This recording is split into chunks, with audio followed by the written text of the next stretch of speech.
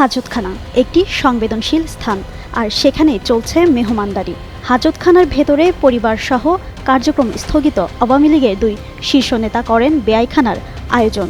চলে নানা পদের খাবারের ভুরিভোজ। খানাপিনার সেই মুহূর্তের ভিডিও হয় ভাইরাল। এরপর থেকেই নেটিজেনদের মধ্যে চলছে জোর সমালোচনা।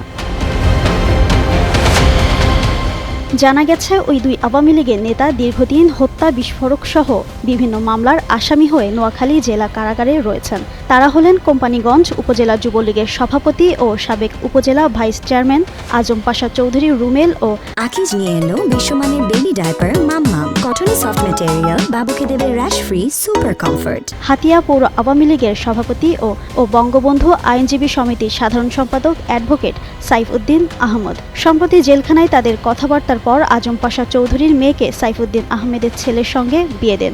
গেল 30 ডিসেম্বর পারিবারিকভাবে বিয়ের অনুষ্ঠান হয়। অভিযোগ উঠেছে সোমবার দুপুরে নোয়াখালী চিফ জুডিশিয়াল ম্যাজিস্ট্রেট আদালতে মহিলা হাজতখানার ভেতরে দায়িত্বপ্রাপ্ত পুলিশের সহযোগিতায় চলে এই আয়োজন। সেখানকার দায়িত্বপ্রাপ্ত পুলিশ সদস্যরা জানান, নিজেদের পোশাক পরিবর্তন, খাওয়া, নামাজ সহ বিভিন্ন আসামির বাচ্চাদের দুগ্ধপানের জন্য ব্যবহৃত হয় ওই কক্ষটি। যদিও এ ধরনের ঘটনা ঘটে থাকলে দুঃখ প্রকাশ করে কারা কর্তৃপক্ষ।